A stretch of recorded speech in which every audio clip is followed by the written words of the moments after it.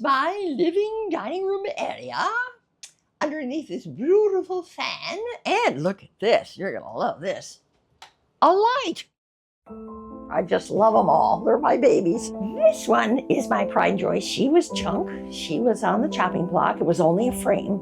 And it's taken me about 6 months to get it to where it is today. I just see a rusty bike that you find at a thrift store, in a dumpster. I go dumpster diving all the time. Is, it's wrecked, it's ruined, it's being cast out, it's rusty, it's no good, it's not working anymore. But you look at the frame and you go, that thing's got good bones.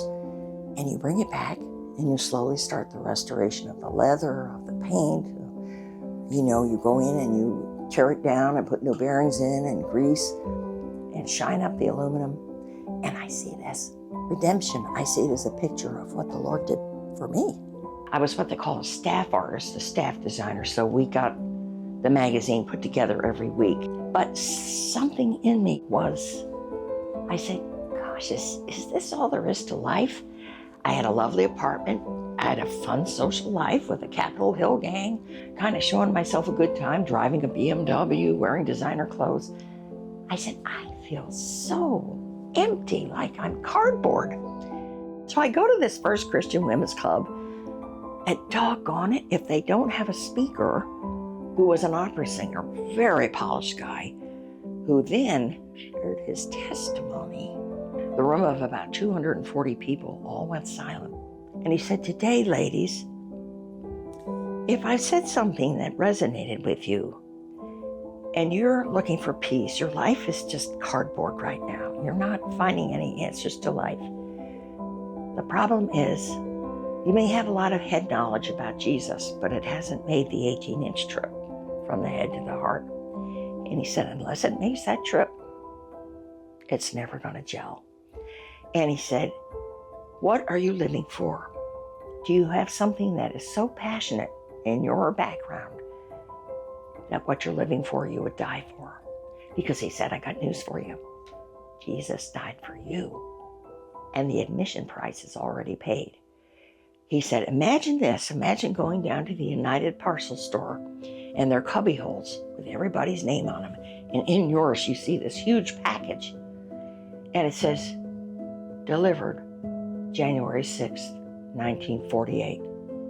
And you've never picked it up and looked at what's inside. I said, Lord, you know where I've been.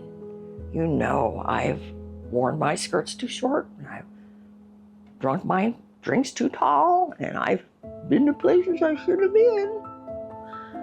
I said, can you redeem all the years those locusts have eaten up? Yes, I can. Shortly thereafter, I got on a mailing list for Stonecroft Ministries, this wonderful ministry. They just sent me a brochure, and the brochure in it says, we're looking for a graphic artist. And so I served there for almost 30 years.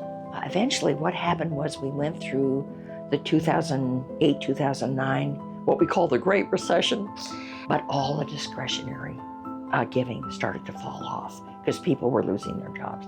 So finally, we said, we're going to turn all of you missionaries loose back into society. You'll have to get real jobs. So I became a manager at a dental lab in Overland Park for about 4 years.